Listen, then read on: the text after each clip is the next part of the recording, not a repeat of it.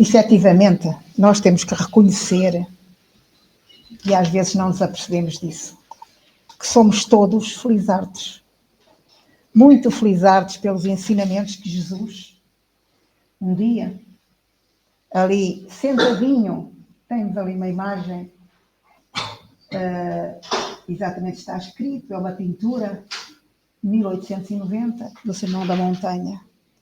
E Jesus exatamente proferiu o Sermão da Montanha, que é da maior beleza que pode existir. Ali junto ao mar da Galileia, aos pés do Monte das Beatitudes, que é hoje conhecido pelo Monte das Bem-aventuranças. E ele sentava-se, como está ali. Jesus não ficava de pé, para que as pessoas que o ouviam não sentissem que ele era algo que estava lá muito em cima e que não podia ser tocado. Ele sentava-se para que cada um pudesse olhar assim, olhos nos olhos, que o sentissem um pouco como eles, para que melhor conseguissem interiorizar. E o Sermão da Montanha, nós podemos lê-lo no Evangelho, e como sabemos, Jesus não escreveu nada. Jesus ensinou, transmitiu, e os evangelistas se encarregaram de, felizmente, de escrever aquilo que Jesus nos ensinou. Nós podemos ler o Sermão da Montanha completo, pelo menos, no Evangelho de Mateus, nos capítulos 5 e 7. E é de tal maneira importante que alguém que eu admiro imenso, Gandhi, penso que toda a gente já leu também um pouco esta frase. Gandhi não era cristão, mas conhecia os ensinamentos de Cristo. Aliás, Gandhi foi um homem que, pela não violência, ele conseguiu libertar a Índia da independência, do jugo do Reino Unido, da Inglaterra. E realmente ele não era cristão, como eu disse, ele era hinduísta. É a religião da Índia. E Jesus não era tal como nós entendemos, como aquele que é o nosso guia, é o nosso mestre e guia. Jesus era apenas não, era talvez o mais importante. É talvez mais importante para os hinduístas, mas é um avatar. Mas o que é certo é que este homem, até por comportamentos que teve sempre, e pela maneira como ele conseguiu libertar o seu povo do jugo do Reino Unido, ele demonstrou exatamente o que Jesus veio ensinar e veio demonstrar. A paz, a não violência é extraordinário. E ele disse que se por acaso se perdessem todas as escrituras, todos os livros religiosos que nós conhecemos, mas não se perdesse o Sermão da Montanha, nada estaria perdido para os homens. Efetivamente, o que é que nós vemos no Sermão da Montanha? As bem-aventuranças. Também, foi no Sermão da Montanha, foi naquele momento que Jesus ensinou a única oração que ele deixou, que foi o Pai Nosso. E só com esta primeira frase, Pai Nosso, ele transmitiu imenso ensinamento. Ele que sistematicamente dizia, o meu Pai, eu estou com o Pai, eu faço o que o Pai quer que eu faça. Ele de repente deixou de ser o meu Pai, quer dizer, é o meu Pai também, mas passou a ser o Pai de todos nós. E com isto, ele mostrou-nos que Deus é amor, é o Pai de todos nós. E também demonstrou outra coisa, se ele é o Pai de todos nós somos filhos do Pai. E assim todos nós somos irmãos. E, por exemplo, um dos ensinamentos dele é que devemos perdoar aos nossos inimigos, que devemos amar os nossos inimigos. E porquê? Porque os nossos inimigos são nossos irmãos. Não irmãos de sangue, mas irmãos desta terra, não é? Somos todos uma família universal. Só com esta frase, vejam. E Jesus também Claro que assente nos ensinamentos do Pai, que são os 10 mandamentos, ele ensinou-nos um conjunto imenso de coisas, acrescentando sempre alguma coisa, não para ir contra o que o Pai disse, não para emendar o Pai, porque ele disse sempre que não vinha mudar nada, mas para nós percebermos o que o Pai queria exatamente dizer. E então, a palavra bem-aventurança significa felizardos. Nós somos felizardos. E no capítulo 8º do Evangelho segundo o Espiritismo, nós temos um conjunto de informações referentes aos bem-aventurados, os que têm o coração puro. E neste capítulo há exatamente estes, em 2 itens, bem-aventurado os que têm os olhos fechados. Mas que estranho. Os que têm os olhos fechados não veem. Os que não veem são cegos. Então como é que um cego pode ser bem-aventurado? É assim uma coisa muito estranha. Parece que é muito difícil de entendermos, de percebermos isto. Ora, qualquer bem-aventurança tem 2 vertentes. Qualquer uma. Uma condição, que no fundo é o desfecho das nossas escolhas, das nossas atitudes, e um resultado. O que eu fizer, acharei. Então, é a consequência das opções que eu tomo. Não é? E no Sermão da Montanha, o 9º mandamento, o 9º mandamento das leis de Deus fala exatamente no adultério. E Deus terá deixado, não cometerás adultério, ou não cobiçarás a mulher do próximo. Pronto, isto depende muito da tradução que foi feita. E Jesus, para que nós percebamos o que Deus quis dizer, continua. Eu, porém, vos digo que qualquer que atender numa mulher, atentar, olhar para ela, numa mulher para a cobiçar, já em seu coração cometeu adultério com ela. Dizendo-nos que o nosso pensamento peca. Não é só a ação. Com a ação é pior ainda. Mas o nosso pensamento peca. Começa logo por pecar. E então ele recomenda. Portanto, se o teu olho direito te escandalizar, arranca-o e atira-o para longe de ti. Pois te é melhor que se perca um dos teus membros, neste caso é o olho, estamos a falar do olho, do que todo o teu corpo seja lançado no inferno. E nós aqui também temos que entender que o inferno é o inferno que a Igreja nos ensina, como algo tenebroso que nós não saímos lá. Agora, o inferno é certamente uma zona tenebrosa. Só que sabemos todos nós, vamos evoluir, que o Pai dá-nos a oportunidade de continuarmos e, por conseguinte, nenhum vai para o inferno e fica ali eternamente. De maneira nenhuma. Porque isto seria contra, aqui estaríamos perante um Deus mau, vingativo. E Deus é amor. E, então, no que refere exatamente à visão, ele diz, Mateus diz-nos que a candeia do corpo são os olhos. Efetivamente, são os olhos que me dão a luz ao meu corpo. É através dos olhos que eu vejo. Ora, se os teus olhos forem bons, esta é a condição, todo o teu corpo terá luz. Este é o resultado. Então, se o meu corpo tem luz, eu se calhar sou uma pessoa que estou bem comigo, se calhar não tenho grandes doenças, enfim, as coisas funcionam bem. Mas se os teus olhos forem maus, o resultado também é mau. Todo o teu corpo será tenebroso. Pois então, ele avisa. Se, portanto, a luz que há em ti são trevas, cuidado com o que vais receber, cuidado com o resultado. Quão grandes serão as trevas. E Jesus pregava a uma enorme multidão ávida da luz que ele transmitia. da luz de esperança, porque tudo quanto Jesus nos veio dizer foi falar de esperança. Somos capazes, um dia alcançaremos a felicidade.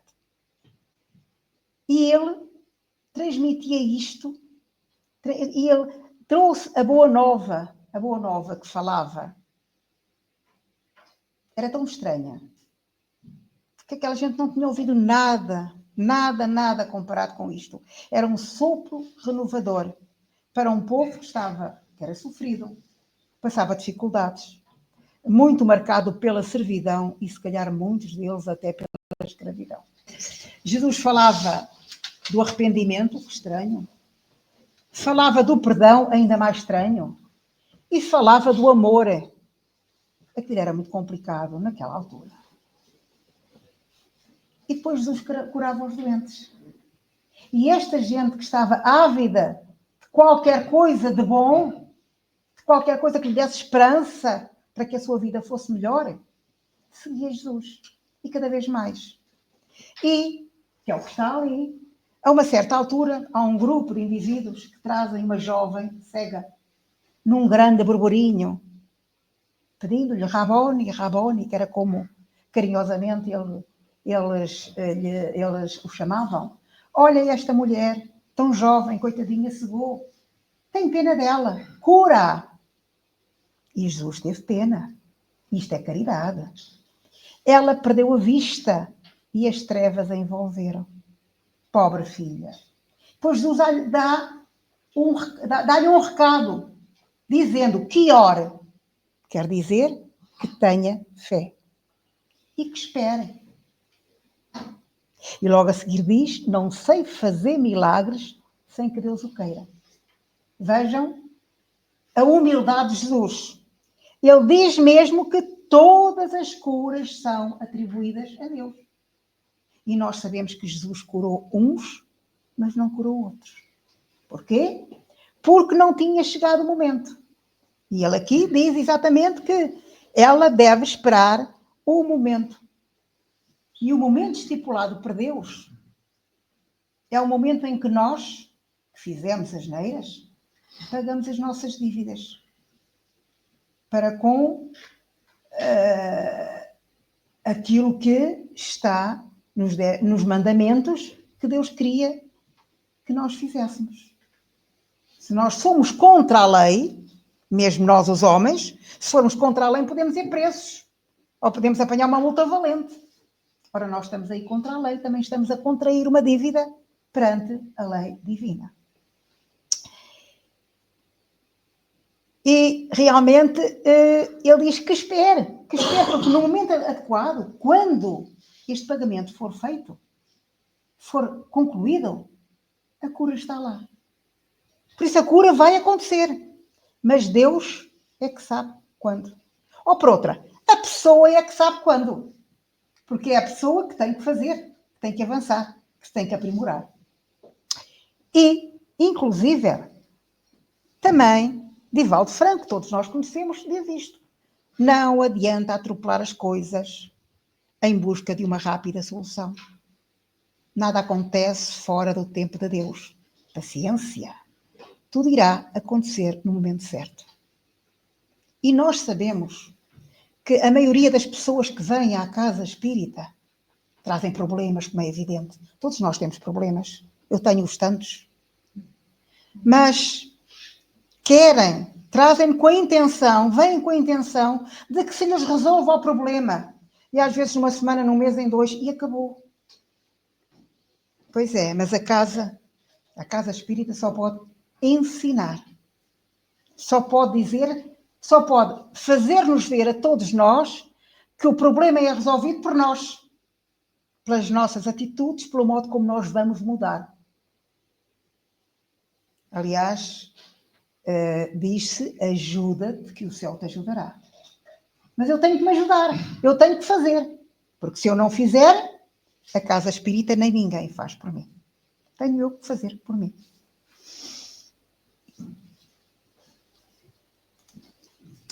Então, as limitações encarnatórias, muitos de nós vimos exatamente com limitações. neste caso estamos a falar um bocadinho da cegueira, mas há limitações várias, imensas, são uma consequência das enfermidades do espírito. Nós cometemos faltas, nós fizemos asneiras, nós fomos responsáveis pelos escândalos. E por isso nós adoecemos o espírito.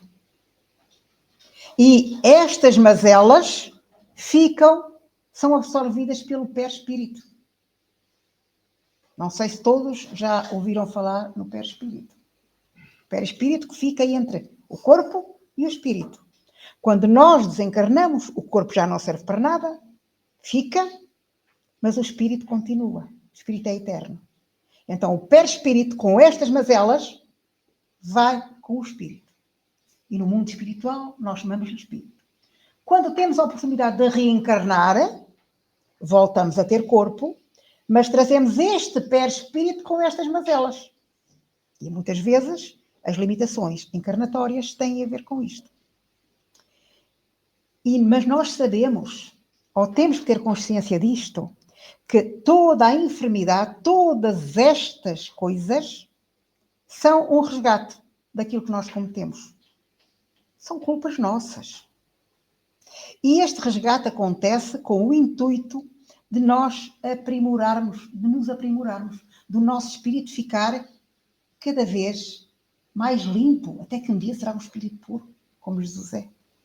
Um dia seremos, quer queiremos, quer não. Poderá demorar muitas vidas, poderá demorar menos vidas.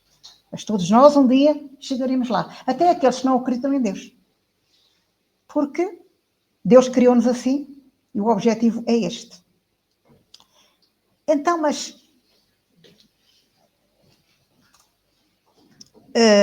o Cura de Arques, que trata exatamente deste capítulo, diz-nos isto e nós achamos muito estranho.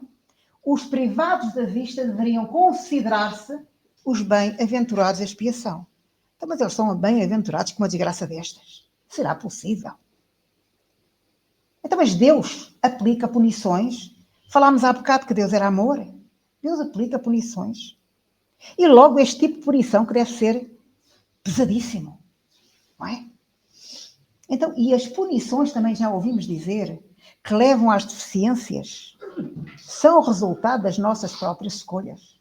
E Allan Kardec quis clarificar isto muito bem e perguntou aos espíritos: quando na erraticidade, enquanto nós estamos no mundo espiritual, até voltarmos a reencarnar, chama-se a erraticidade, quando nós estamos na erraticidade, será que temos noção do que nos vai acontecer quando reencarnarmos? E eles dizem-nos isto. Ele próprio escolhe. É o espírito que escolhe, nem sempre, mas a maioria das vezes é. Ele próprio escolhe o género de provas por que há de passar. E nisso consiste o seu livro Arbítrio. E ele continua a perguntar: não é Deus então que castiga? E eles dizem que não. Mas dizem que tudo acontece com a permissão de Deus. Deus dá ao espírito a liberdade de escolher, o tal livre-arbítrio. E o espírito faz aquilo que muito bem entende. Agora, Deus também dá ao espírito a responsabilidade dos seus atos e consequentemente, a consequência que vier dos seus atos. Mas mostra como Deus é bom.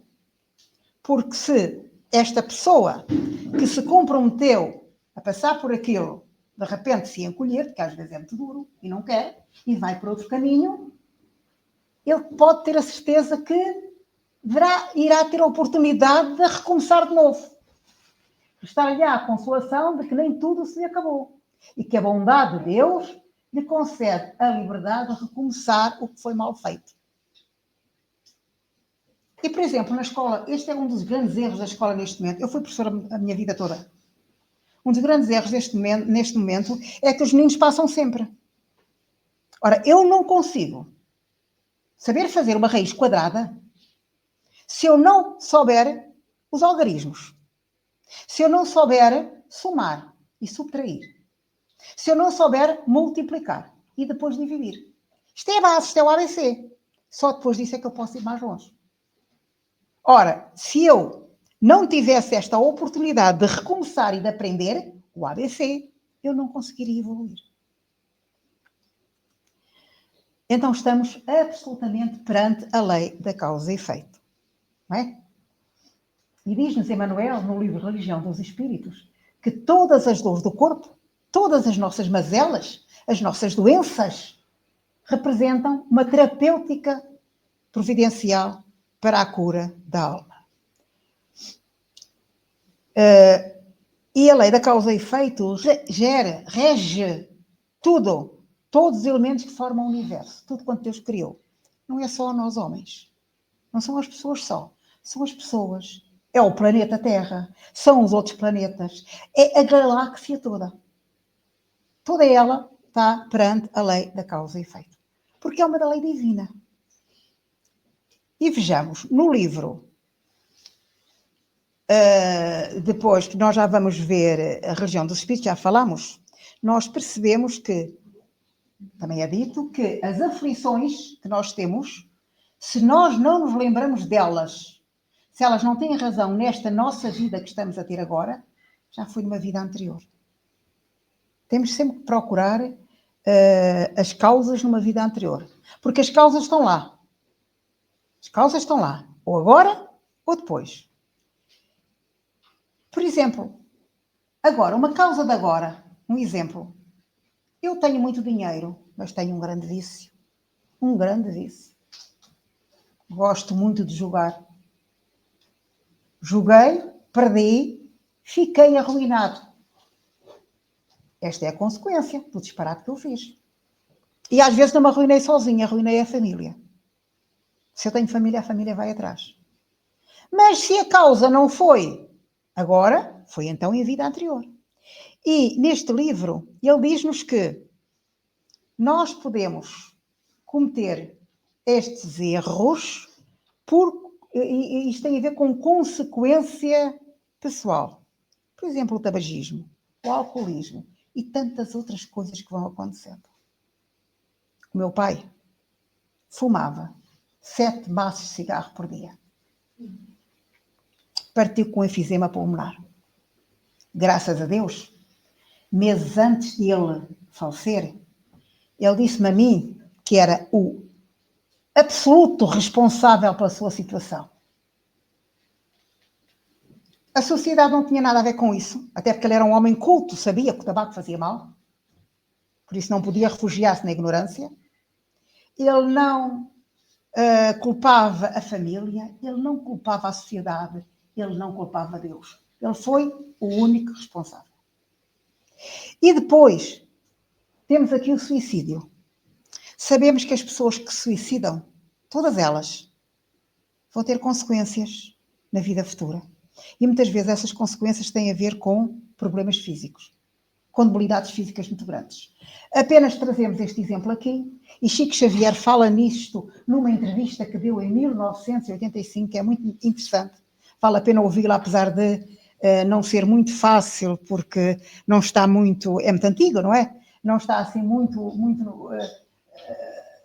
com muita visualidade, mas aparece também no livro Religiões dos Espíritos. E ele diz que quando o indivíduo se mata com uma bala na cabeça, conforme o local que foi atingido no cérebro, que foi atingido pela bala, assim ele vai ter aqui uma debilidade correspondente a isso. A cegueira, e nem todos os que são cegos, atenção, foi porque se mataram com um tiro na cabeça, nem pouco mais ou menos. Mas aqueles que se matam com um tiro na cabeça e apanhou a área dos olhos, ele vem ter problemas graves de visão ou vem cego. Mas também pode ser por produção da dor alheia, por eu ser ruim, por eu fazer o que não devo. Se provocou a perda da vista de alguém por feri-lo, também aqui há duas consequências diferentes. Nós sabemos que pagarás até ao último centavo. Tudo quanto eu fizer eu tenho que pagar. Mas se por acaso eu feri o outro e ele cegou, porque por acidente, eu vou ter que pagar. Mas a minha paga é muito mais atenuada. Mas se eu o feri intencionalmente, a coisa é muito mais grave, como nós podemos imaginar. Mas eu também posso ter causado a cegueira por ter obrigado esta pessoa a trabalhar excessivamente. Ou em consequências de maus tratos a essa pessoa. Maus tratos. Mas para mim ainda, o que me perturba mais é que eu posso ter cegado alguém por falta de cuidados. Olha, o pai ou a mãe são velhos. Oh, deixa andar, agora levá-lo ao médico. Ou agora não tem tempo. E quando se dá por ela, já não há nada a fazer. Isto é uma falta de humanidade tremenda. E no que diz respeito a ferir propositadamente, isto parece que estamos ainda na Idade Média. Em 2023, há um indivíduo no Brasil que foi preso em Paraíba porque furou os olhos da esposa para que ela não visse outros homens. Vejam só. E eu trago-vos este exemplo porque temos aqui Memórias de um Suicida, do nosso Camilo Castelo Branco, como nós sabemos. É um livro extraordinário, que aconselho a que as pessoas leiam. Mas é muito duro. É muito, muito duro. Muito difícil de ler. E ele conta-nos o seu percurso de vidas, e uma delas é esta. Ele nasceu no século XVII, perto de Toledo, em Espanha. E jovem, pequenito, sim, adolescentezito, apaixona-se por uma garota, a adolescente também gosta dele. Maria de Magda. E crianças, coisas de crianças, prometem casarem-se um com o outro. No entanto, eles cresceram um bocadinho mais, ele continuou profundamente apaixonado por ela, mas ela conhece um rapaz e apercebe-se que é daquele rapaz que gosta, casa com ele e nem sequer se lembra já da promessa que tinham feito, coisa de crianças. Mas ele é mauzinho, ele vinga-se. E reparem o que está ali escrito. Maria Magda, fez-se sacerdote da Companhia de Jesus. Ele não foi sacerdote por devoção. Ele foi com o intuito de se vingar dela. Porque a Companhia de Jesus porque era esta que tratava da Inquisição. Assim que ela se apanha sacerdote da Companhia de Jesus, em que ele se apanha na situação de ser inquisidor, manda prender o jovem. E ela, desesperada, porque nós sabemos o que acontecia na Inquisição, ela, desesperada, pede-lhe, em nome do amor que ele diz que tem por ela, roga-lhe que ele liberte o marido. E ele acede. Continua a ser mau. Acede em troca de que ela se lhe entregue. E ela sabe Deus com que sacrifício fê-lo. E ele cumpre aquilo que prometeu. Mas antes de libertar o jovem, para que ela não possa ver a sua esposa, manda-lhe furar os olhos. Vejam só. É de uma brutalidade imensa. É a intenção. A intenção é de uma brutalidade imensa. Mas Deus cá está para nos castigar, não é? Jesus disse-nos que o que fizeres, acharás, não é? E numa nova reencarnação, ele nasce em 1825, em Lisboa, com o nome de Camilo Ferreira Botelho Castelo Branco, o nosso escritor, aquele que nós conhecemos e que tem uma literatura extraordinária. Ele era um marotito. Ele era assim, gostava de uma vida boémia, muito álcool, muita prostituição, as cachopas que eram jeitosas, não é? Pronto, não interessa. Ele gostava realmente de uma vida que não deveria ter. E vai para o Porto para estudar medicina. A medicina foi logo por água abaixo, porque ele continuou com a sua vida de boémia, mas de repente aparece-lhe Ana Plácido. Termina a vida de boémia e nasce ali uma paixão imensa, da parte dele e da parte dela. Mas Ana Plácido era casada, mal casada, porque ela não gostava do seu marido, Ela casou com aquele homem por imposição da família. E pronto, eles apaixonam-se, ele convence-a a fugirem, fogem os dois, mas à época o adultério era considerado crime e são presos. Ela, como pertencia a uma família da sociedade, conseguiram libertá-la rapidamente. Ele, no ano seguinte, também com muitas cunhas, como nós dizemos, também conseguiram que fosse absolvido deste crime. E passaram a partir daí a viver os dois. Tiveram filhos, mas ele, devido à sua vida de libertinagem, ele contraiu sífilis. E o sífilis, ou a sífilis, que é feminino, a sífilis cega. E ele foi cegando, até que cegou completamente. O que fizeres gerás, não é? Temos aqui a lei da causa e efeito completamente.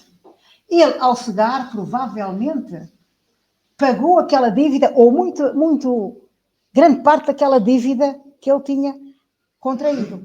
Mas ele cometeu outro crime contra a lei de Deus, que diz não matarás. E quando Deus diz não matarás, não é não matarás o outro. É não matarás. Nem ao outro, nem a ti. E ele, desesperado por não poder escrever, por deixar de sustentar a família, ele também tinha problemas familiares, problemas com os filhos, inclusive um dos filhos foi dado como louco, ele não aguenta e mata-se. E contrai de novo uma dívida, o que é muito mau. Então, qual o objetivo da encarnação dos espíritos? É perguntado aos espíritos. E eles dizem, Deus impõe a encarnação para que o espírito seja perfeito. Nós sabemos que os espíritos, que nós podemos reencarnar por missão, por expiação, por prova. Mas o que é certo é que eles dizem, para alcançar a perfeição, explicam Allan Kardec, devem sofrer todas as vicissitudes da existência corporal. E temos aqui uma personagem que todos nós conhecemos e que há bocado parece que foi combinada, não foi, não é? Foi uma surpresa. Muito obrigada. Efetivamente veio por missão, como nós sabemos. A outra personagem que ali está é o seu mentor, Emanuel. E qual foi a missão do Chico? Foi continuar, foi concluir aquilo que Allan Kardec trouxe, utilizando as informações dos espíritos. Ele veio exatamente para dar testemunho do espiritismo através da comunicação dos espíritos. Esta foi a missão dele. Ele, por excesso de trabalho, feito à luz da vela, ele perde uma vista. Ele era funcionário público, por conseguinte cumpria o seu horário de funcionário público, e depois ele era espírita e ajudava. Ele escrevia, recebia as mães, escrevia as cartas extraordinárias, que tão bem fez às mães. Ele fazia o evangelho no lar, ele ajudava toda a gente. E depois, no fim do seu trabalho, durante a noite, se calhar dormindo muito poucas horas por dia, 2 ou 3 horas por noite, ele escrevia. Ele fazia o seu trabalho de psicografia. Foi esse o grande trabalho que ele teve quando veio com missão. Quem conhece ou quem viu o filme da vida dele, é muito bonito, aconselho-vos a verem.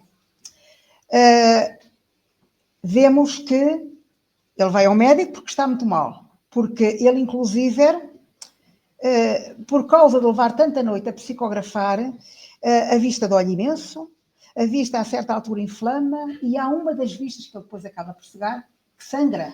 E o médico diz que não pode ser, que ele tem que parar. Não pode ser mesmo. Ele tem que descansar mais. E uma das noites, que a coisa é muito mais complicada, que a dor é muito forte, que a vista começa a sangrar, ele faz o que o médico diz. E vai e guarda as coisinhas todas para ir dormir. E aparece-lhe Emanuel. E ter-lhe já dito ao meu amigo, então, mas como é que é? Para onde é que tu vais? Eu vou fazer aquilo que os médicos me mandaram. Eu vou descansar. Não. Essa hora vais continuar a trabalhar. Mas o médico diz que eu preciso. Eu vou perder a vista. E Emanuel, duro, não é mau, mas duro, diz, Ter 2 olhos é um luxo. Nós ouvimos isto no filme. É impressionante. E era assim, porque ele veio como missão. Este senhor que ali está, penso que toda a gente conhece também.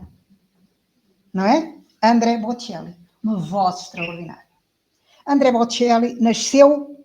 Eu não sei se ele veio com missão, eventualmente poderá ser, porque missão não significa ser uma missão imensa.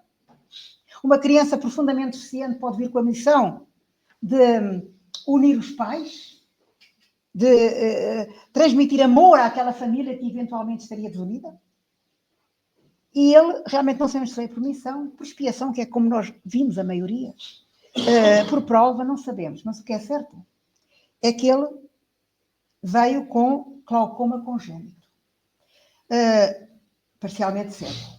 Aos 12 anos, criança, a brincar com os outros meninos cá fora, a jogarem à bola, recebe uma bolada na cabeça. E esta bolada fez com que ele cegasse. Aliás, ele iria cegar mais tarde, eventualmente, mas foi naquela altura.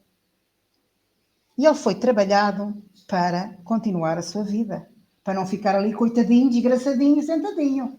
E os pais a fazerem tudo. Não, senhora. Ele foi trabalhar, ele aprendeu música, ele aprendeu instrumentos musicais, ele foi para a faculdade. Ele é advogado.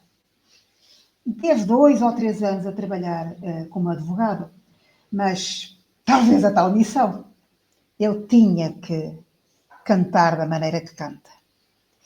E ele enverdou pela música clássica. E os espíritos dizem-nos que a música clássica é aquela que está mais próximo da música celestial. E quem não ouviu ainda a Ave Maria cantada por ele, por favor, ouça. Somos obrigados a fechar os olhos. Quase que nos sentimos elevar até Deus. E depois, por exemplo, Bach, muita gente talvez não saiba, que tinha consciência desta aproximação da música clássica com a espiritualidade, sempre que começava uma partitura, ele lá a um cantinho escrevia para a glória de Deus. É tão bonito, não é? Então, já disse há bocadinho, a maioria vem por expiação, mas o modo como nós encaramos o infortúnio e damos a volta por cima é primordial para a nossa evolução. Diz aqui. Quando a doença surge, é porque os efeitos das ações negativas do passado, coisas que nós fizemos, estão perto de serem eliminadas. E se nós aproveitarmos bem esta situação, se sofrermos com resignação, e resignação não é ficar paradinho, é dar a volta por cima. É uma atitude de ação. Nós já não precisamos dela para continuar a nossa autoeducação, porque já estamos a fazê-lo. E vejamos, este senhor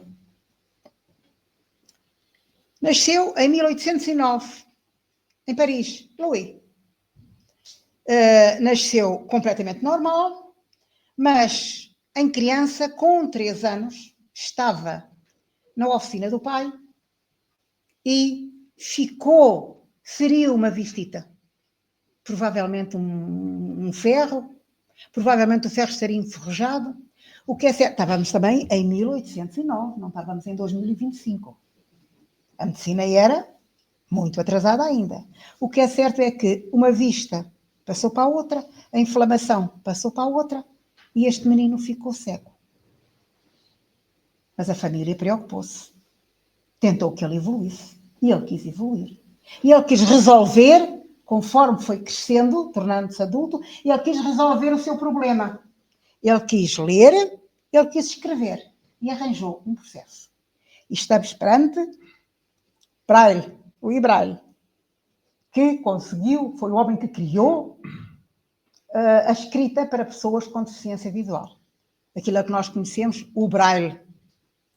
Vejam só, o bem que este homem fez para a humanidade. Aqueles que hão de vir cegos, que ainda não nasceram, vão precisar disto. Vejam o bem que esta situação, esta infelicidade deste homem, permitiu que fizesse bem a tanta gente. a um número imenso de pessoas. Efetivamente, o modo como nós encaramos o infortúnio é primordial para apagarmos a dimensão da dívida que nós contraímos com Deus, com as leis divinas. E diz-nos Emmanuel, neste livro Reconforto, que a maioria de nós não somos capazes de aprender estas leis. Raros são aqueles que a recebem dignamente. E ele dá o exemplo das características das pessoas que não conseguem ir mais longe. Ele diz que o impulsivo é imponderado, é impaciente, enfim, é insensato e por isso agrava a sua situação. O impaciente, por se arreliar, por se zangar, por desesperar, facilmente deixa passar a oportunidade que tem. O triste, este prefere ter pena de si e achar-se um infeliz. Também não vai longe. O ingrato culpa tudo e todos. Deus é o maior responsável. Não há direito. O indiferente está-se nas tintas, como nós às vezes dizemos, pouco se importa. E o leviano é insensato e irrefletido. É irresponsável. E por isso ele diz que estas pessoas com estas características perdem a oportunidade de se elevarem até planos mais altos. E voltamos a Camilo. Voltamos ao livro. E ele diz-nos que ele tinha consciência que Deus existia. Mas se Deus existisse realmente, por que é que havia de o castigar? Por que é que havia de o desgraçar? E depois ele diz, eu esqueci-me que havia outros pelo mundo fora, outras pessoas cegas. E diz mais, e se calhar muitos deles em condições bem piores que a dele. E mais, que tanto ele como os outros eram todos filhos de Deus. Reparem a consciência que ele depois teve. Mas voltou atrás, bolas. Se são cegos, paciência que sejam. Mas porquê é que eu hei de ser cego? Era sim uma injustiça, uma finalidade destas para mim. Cego era o máximo. E ele zangou-se com Deus. No entanto, depois ele diz, desta maneira, com esta minha atitude, ele diz, criei um romance dolorido em torno de mim mesmo. Considerando mártir. Reparem bem que nós conseguimos ver aqui características que vimos há bocadinho, que Emmanuel deu. Considerando-me mártir, condenei-me sem apelação. Claro que ele teve apelação, como é evidente. Senão nem sequer chegaria a dar-nos todo este testemunho que nos deu e que é extraordinário. Mas ele sentiu que realmente cometeu aqui um erro. Efetivamente, o olho aberto leva-nos a ver isto é mau. Nós que vimos, isto é mau. Porque com a vista, ao vermos, nós às vezes invejamos o outro. Nós às vezes desejamos aquilo que não deveríamos desejar. Nós estamos a pecar. E depois outra coisa, quantas vezes nós vimos qualquer coisa lá no fundinho e não resistimos e vamos contar ao outro. Mas aquela qualquer coisa que nós vimos lá no fundinho não é verdade. Eu interpretei uma coisa que não era verdade. Mas eu fui falar, não é? Eu não guardei para mim isso, eu fui divulgar. E ao divulgar, eu prejudiquei alguém. E se por acaso aquilo que eu vi não é o que eu pensei que vi, eu inclusive estou a levantar um falso testemunho. Vejam só, se não é muito mau às vezes eu ter visto.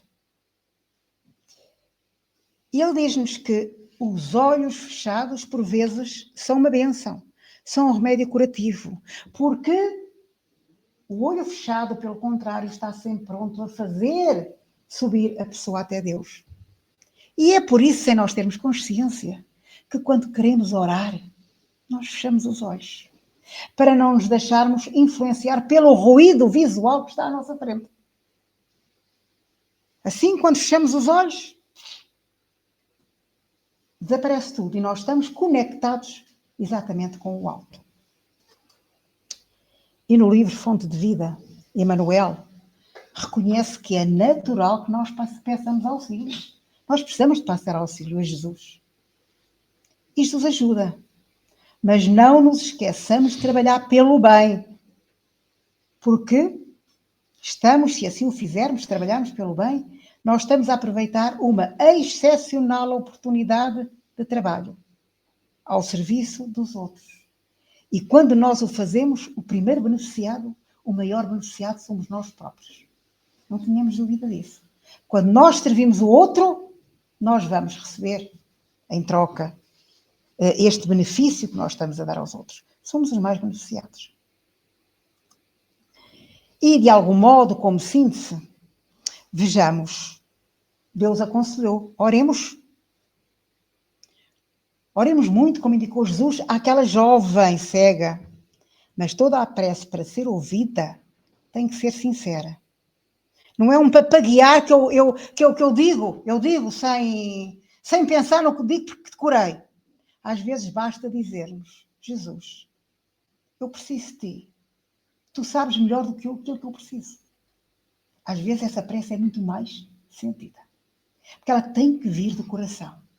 E os Espíritos mostram-nos que só perante, infelizmente, não é? Perante o sofrimento é que nós aprendemos.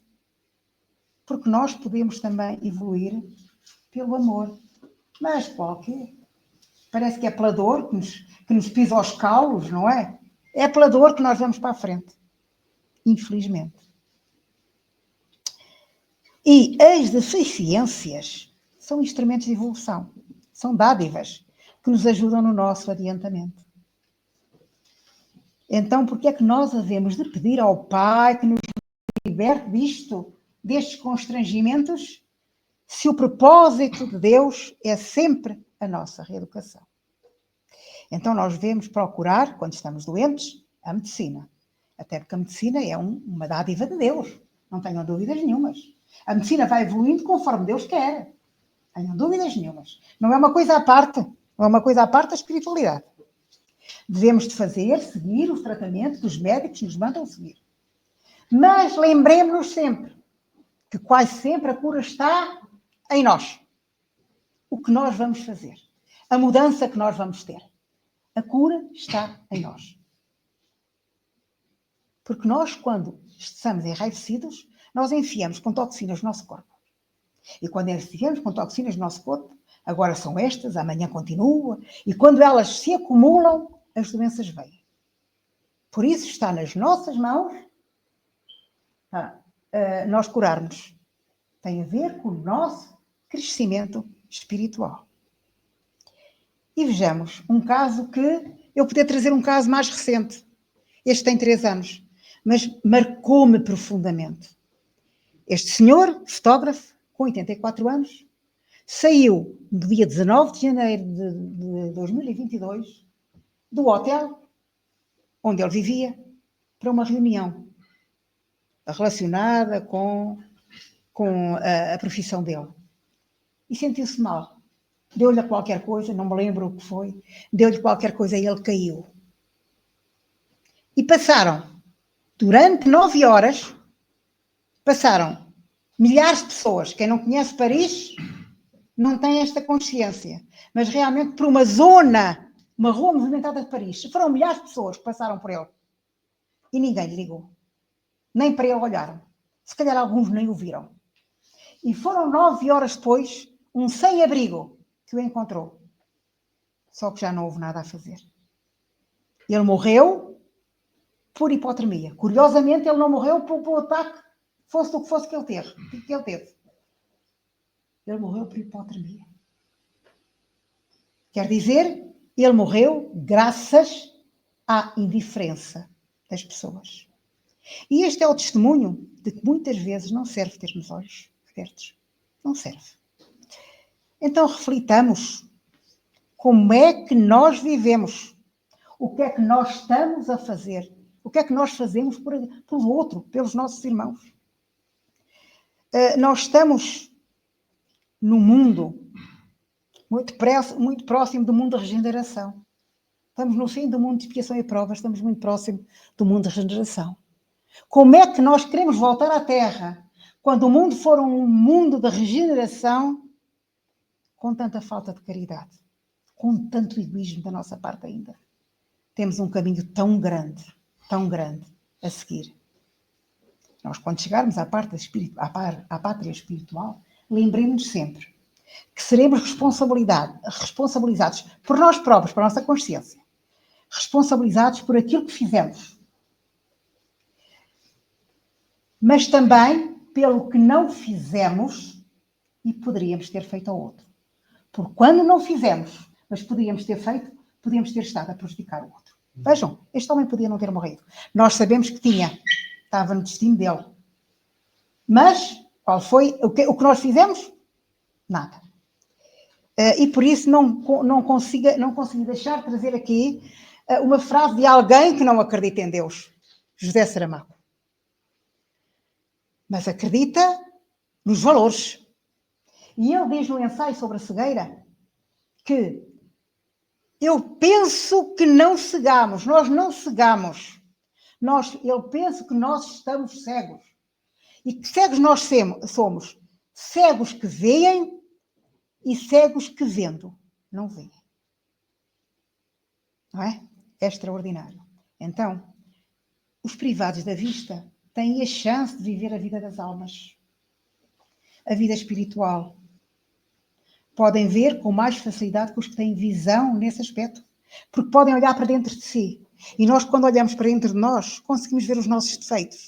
E só quando nós vimos os nossos defeitos é que nós podemos começar a mudar. Porque enquanto não entendermos que eu tenho este defeito, eu não mudo. Quer dizer que o cego pode ligar-se sem tanta interferência ao alto. E é por isso que foi dito logo no início, que os que não veem são os bem-aventurados da expiação. Muito obrigada.